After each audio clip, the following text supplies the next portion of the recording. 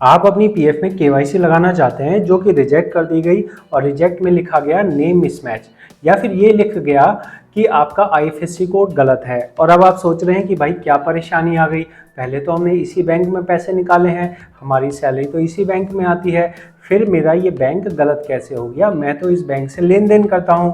तो क्या ये किसी तरह की समस्या है पीएफ सिस्टम के अंदर? तो इस वीडियो में मैं आपको कंप्लीट जानकारी दूंगा। देखिए, मैं पीएफ का काम करता हूँ, मुझे इसके बाल बाल का पता है, इसलिए जो मैं आपको जानकारी दे रहा हूँ वो प्रॉपर विटनेस के साथ, एविडेंस के साथ दे रहा हूँ। तो ये समस्या क्यों आती है ये समझ लीजिए। देखिए, पीएफ के साथ एक बहुत बड़ी समस्या ये है कि पीएफ वाले जब भी कोई फॉर्म पास करते हैं तो वहाँ पे नेम और आईएफएससी कोड मैच होना चाहिए।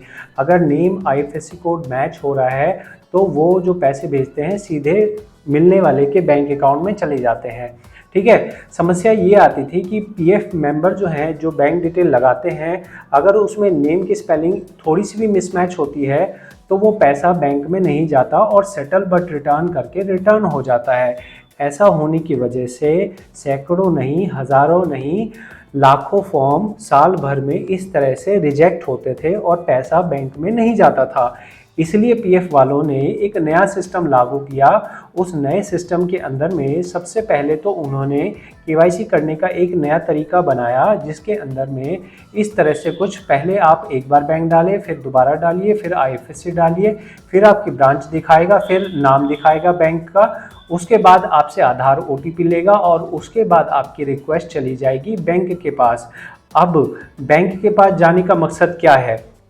बैंक के पास जाने का मकसद ये है कि आपका जो बैंक डिटेल आपने भरा है, नाम भरा है, आईएफएससी कोड भरा है, वो वेरीफाई हो जाए। तो आप यहाँ स्क्रीन पे देख रहे हैं, जब आप रिक्वेस्ट लगाते हैं तो वहाँ पे सबसे पहले रिक्वेस्ट आपके बैंक के पास जाती है और ये बैंक ये वेरीफाई करता है कि जो पीएफ के अंदर नाम है और जो बैंक में नाम है, क्या वो बिल्कुल सेम टू सेम है। जैसे कि मैं अभी वर्तमान में इस मेंबर का देख रहा हूँ, तो इस मेंबर ने जो बैंक लगाया है उसके अंदर इसका नाम अलग है और पीएफ में नाम अलग है।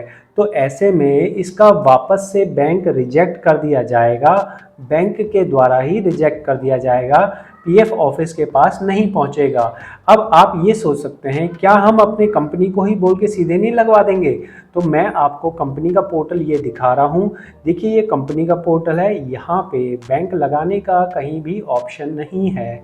तो अगर आपको अपना बैंक बदलना है, केवाईसी लगाना है और आपको इस तरह से कह के रिजेक्ट किया जा रहा है कि आपका नेम मिसमैच है, जैसे आप ये एक एग्जांपल देखिए, ये 6 मार्च को लगाया गया है, यहाँ भी नेम मिसमैच है, और ये 9 सितंबर को लगाया गया है, यहाँ भी नेम मिसमैच है। तो अगर ये नेम मिसमैच लिखा गया तो मेरी बात ध्यान से सुन लीजिए कि आपको, अगर ऐसा है कि सिर्फ आपके पास एक ही बैंक अकाउंट है, अगर आपके पास सिर्फ एक ही बैंक अकाउंट है तो कृपया करके उस बैंक अकाउंट में नेम की स्पेलिंग ध्यान से चेक कीजिए, क्या वो नाम आगे पीछे तो नहीं है।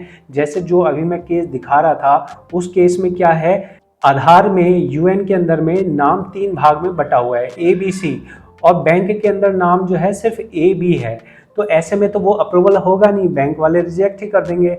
और अगर आपने अपनी ब्रांच बदली है, अगर आपने ब्रांच बदली है तो आईएफएससी कोड चेंज हो गया है, तो आपको आईएफएससी कोड चेंज करना पड़ेगा।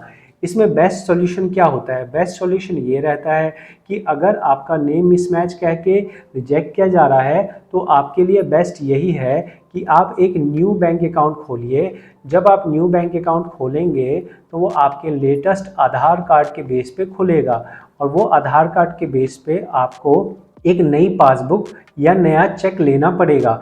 अगर आप पुराने वाले को ही करेक्शन करवाते हो तो उसमें आपको नई चेकबुक या नया पासबुक इशू करवाना पड़ेगा, उसके बाद ही आप उसका यूज़ कर सकोगे। वो भी तभी होगा जब आपने अपना बैंक ठीक कर लिया, अगर पीएफ के जैसा ठीक कर लिया तो ही आपका होगा। एक सवाल आपका यहाँ और हो सकता है कि हम जो रिक्वेस्ट लगा रहे हैं, जो बैंक के पास पेंडिंग है, वो कितने दिन के लिए पेंडिंग रहेगी। तो अगर आपका ये सवाल है तो देखिए, इस सवाल का सिंपल सा आंसर ये है कि जो रिक्वेस्ट बैंक के पास लगाई जाती है वो 1 से 10 दिन के अंदर आप मान सकते हैं कि नॉर्मली आपका प्रोसेस हो जाएगा। लेकिन जैसा कि आप यहाँ देख रहे हैं, ये 12 अप्रैल को लगाई गई है और आज जो समय हुआ है वो है 17 मई, और इसके साथ में ही आप यहाँ और दूसरे रिक्वेस्ट जो है वहाँ अगर देखेंगे तो वहाँ भी 1.5 महीने लगभग समय हो चुका है। तो यहाँ पे आप समझ जाइए कि अगर वेरिफिकेशन अंडर प्रोसेस आपका अटक गया तो वो 1 महीने 1.5 महीने के लिए भी पेंडिंग रह सकता है। इसलिए आप सही बैंक लगाइए, क्योंकि सही बैंक लगाओगे तब तो हो सकता है कि 15 दिन 10 दिन के बाद भी तो अप्रूव होगा। लेकिन अगर गलत बैंक लगा दिया तो पहले ही वो अटका हुआ है, और ऊपर से जब 20 दिन बाद या 25 दिन बाद होगा भी तो भी वो रिजेक्ट ही होगा। ऐसा बिल्कुल नहीं है कि 20 दिन तक पड़ा हुआ है या 1 महीना या 1.5 महीने तक पड़ा हुआ है तो वो अप्रूव ही हो जाएगा। अगर आपका लगे, आपको मन में आए कि यार वो यूट्यूबर तो बता रहा था कंप्लेन लगा दो, ग्रीवेंस लगा दो, भाग के करेंगे, दौड़ के करेंगे, नाच के करेंगे, इस तरह से बातें कही जाती हैं, तो मैं आपको यहाँ पे लाइव दिखा देता हूँ। ये देखिए, भाग के, दौड़ के और नाच के कोई नहीं करेगा। आपको सीधे सीधे रटा रटाए जवाब दे देगा कि जो केवाईसी होती है वो बैंक के पास से होती है, और बैंक के पास अगर आप ब्रांच में जाओगे तो वहाँ बोलेंगे भाई हमें नहीं पता। तो ये सेंट्रल लेवल पे होता है, सेंट्रल लेवल पे ये काम होता है, सेंट्रल सर्वर पे होता है, ये किसी ब्रांच में नहीं होता है।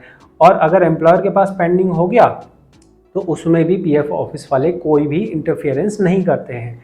इस विषय के ऊपर, इस टॉपिक के ऊपर कि ये सिस्टम खराब है, जहाँ पे बैंक के पास पेंडिंग रह जाता है या एम्प्लॉयर के पास पेंडिंग रह जाता है, इस पे मैंने बहुत डिटेल में वीडियो बनाई है, जहाँ मैंने पीएफ ऑफिस को उसकी गलती बताई है और साथ ही जो सजेशन है वो बताया है। अगर आपको ये जानना है तो यहाँ पे जो वीडियो आ रही है इसको देख लीजिए, आप प्रॉपर सारी कहानी समझ जाएंगे।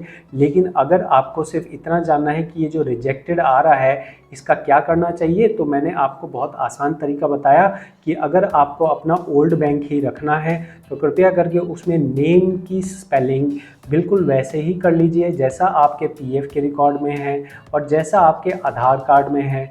आधार कार्ड और पीएफ का रिकॉर्ड बिल्कुल सेम होना चाहिए, और फिर वैसा नाम आपको अपने बैंक में कराना है, और फिर इस नाम का आपको चेक या पासबुक लेना है। उसके बाद आपको अप्लाई करना है केवाईसी के लिए। तो ये लंबा प्रोसेस है, लेकिन यकीन मानिए एक बार आपका केवाईसी हो गया तो वापस से आपको केवाईसी करने की ज़रूरत नहीं पड़ेगी। तो आपको जो मैंने ये बताया आपको समझ आया, आपको अच्छा लगा तो मार दीजिए, क्या मार दीजिए, सब्सक्राइब पे हाथ मार दीजिए। और आप मुझे कमेंट में बताइए कि अगर आप टीचर हैं तो आप मुझे एज ए स्टूडेंट ये वीडियो बनाने पे 10 में से कितने नंबर देंगे। मैं ये जानना चाहता हूँ कि जो मैंने बनाया, जो मैंने बताया, आपको पल्ले पड़ा नहीं पड़ा। मैं यहाँ पे प्रैक्टिकली दिखाता हूँ। क्यों प्रैक्टिकली दिखाता हूँ? क्योंकि मैं प्रैक्टिकली काम करता हूँ, मैं यूट्यूबर नहीं हूँ, मैं पीएफ का काम करता हूँ। जो मेरे पास केसेस हैं मैं वो यहाँ इस चैनल पे भर भर के दिखाता हूँ ताकि लोगों को सही जानकारी हो। आलतू फालतू में ये ना सोचे कि हम कंप्लेन कर देंगे, नाच के करेंगे, दौड़ के करेंगे, भाग के करेंगे, ये फालतू चीज़ें मैं नहीं बोल सकता हूँ। इसलिए मैं प्रैक्टिकल चीज़, एक्चुअल केस दिखाता हूँ, एक्चुअल केस बताता हूँ। अगर आपको समझ आए सब्सक्राइब कर दो, अगर समझ ना आए तो 0 नंबर दे दो, 0/10 लिख के कमेंट कर दो। मैं समझ जाऊंगा कितने लोगों ने पास किया, कितने लोगों ने फेल किया। बहुत बहुत धन्यवाद।